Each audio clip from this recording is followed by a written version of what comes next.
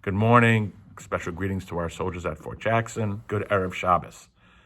There's a principle in Jewish tradition called arguing for the sake of heaven. The Mishnah talks about the schools of Hillel and Shammai who argued for the sake of truth, not for the sake of victory and power. Argument not for the sake of heaven has resurfaced again in our time in the form of a cancel culture that makes it so we don't have to hear the opinions we don't like. Particularly disturbing, of course, has been the recent events of violence against people whose views others found offensive. These are contemporary examples of arguments not for the sake of heaven, about abandoning the search for truth and discrediting and canceling our intellectual foes. A place of true learning should be where we go to participate in the collaborative pursuit of truth. We listen to views opposed to our own. We learn to defend our beliefs. Our understanding deepens and intellectually we grow. We learn what it means to care for truth. The pursuit of power has its place, but not where knowledge has its home.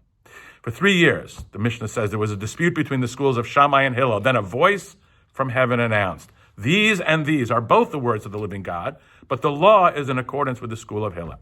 Now, why was the school of Hillel entitled to have the law determined in accordance with their rulings and their perspective? Because the Gemara says they were kind and modest. They studied both their own rulings and those of the school of Shammai, their intellectual foes. And they were even so humble as to mention the teachings of the school of Shammai before their own. Now, this is a beautiful portrait of the rabbinic idea. We learn by listening to the views of our opponents and at times even before our own. There's an old Latin motto that says that to secure justice, you must listen to the other side. And it is through listening to the other side that we walk the path to truth. The Talmud describes an extraordinary relationship between Rabbi Yochanan and Rabbi Reish Lakish. Reish Lakish was a bandit in his earlier life, whom Rabbi Yochanan had befriended and turned into a great scholar and his own personal study partner. When Reish Lakish died, Rabbi Yochanan was irreconcilable. His friends tried to comfort him, and they sent a brilliant young scholar, Rabbi Elazar, as a substitute for Reish Lakish. Rabbi Elazar went to meet with Rabbi Yochanan, and after everything Rabbi Yochanan would say to him, Rabbi Elazar would agree and tell him, "You're right," and show him from other sources. Rabbi Yochanan was not happy.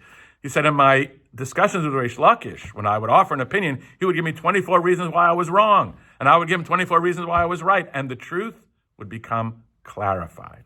I don't need you to tell me that I'm right. I know I'm right. Being rebutted by Reish Lakish, though, served a purpose. Just listening to you agree with me does not. Rabbi Yochanan wept, saying, "Where are you, Reish Lakish?" The rabbis prayed for God to have mercy on him, and eventually he passed. And the message is that living in an echo chamber where we all hear only people who agree with us, only opinions that agree with us, may feel great, but does nothing for the pursuit of truth.